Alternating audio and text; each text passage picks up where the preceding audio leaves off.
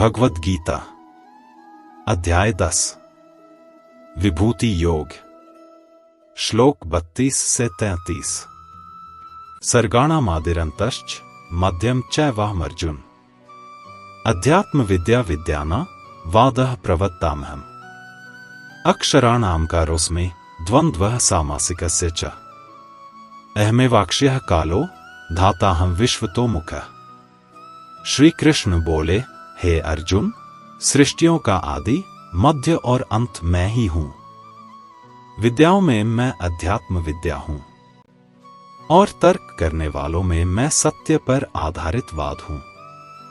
श्री कृष्ण बोले, अक्षरों में मैं हूं, समासों में मैं द्वंद्व समास हूं, मैं ही अविनाशी काल हूं और सब ओर मुख वाला धारण करने वाला पालन करता मैं ही हूं।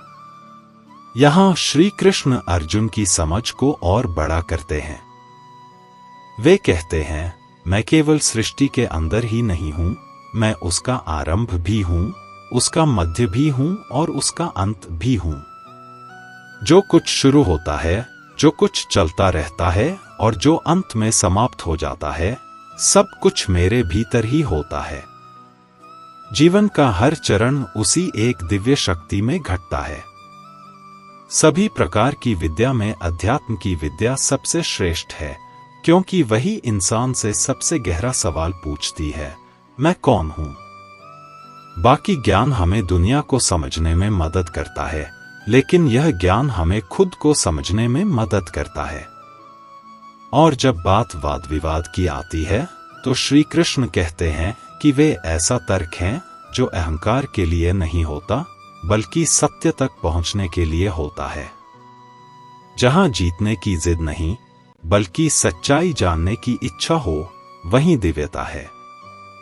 श्री कृष्ण समझाते हैं कि ईश्वर जीवन की शुरुआत में है, जीवन की यात्रा में है और जीवन के पूर्ण होने में भी है। वह आत्मा को जानने की खोज में है और सच्चाई की तलाश में भी है।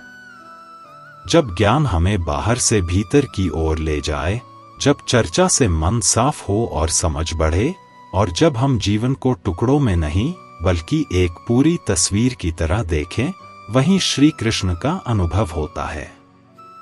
श्री कृष्ण को देखना मतलब जीवन की पूरी यात्रा में एक ही दिव्य धागे को पहचान लेना है।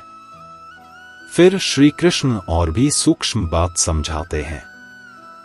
अक्षरों में वे अ हैं जिससे भाषा की शुरुआत होती है। उसके बिना कई शब्द बन ही नहीं सकते। यह हर अभिव्यक्ति की पहली ध्वनि है। समासों में वे द्वंद्व हैं जहां दो तत्व बराबरी से साथ खड़े होते हैं। यह हमें संतुलन की याद दिलाता है कि जीवन में दो पक्ष हो सकते हैं, फिर भी वे साथ चल सकते हैं। इसके बाद श्री कृष्ण कहते हैं, मैं अविनाशी काल हूं। केवल बीतता हुआ समय नहीं, बल्कि वह शक्ति जो सबको आगे बढ़ाती है और कभी रुकती नहीं।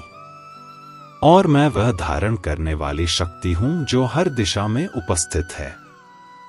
कुछ भी मेरी दृष्टि से बाहर नहीं है। वे समझाते हैं कि ईश्वर शब्द की शुरुआत में है, संतुलन में है, लगातार चलते समय में है और उस अदृश्य शक्ति में है जो सबको संभाल रही है।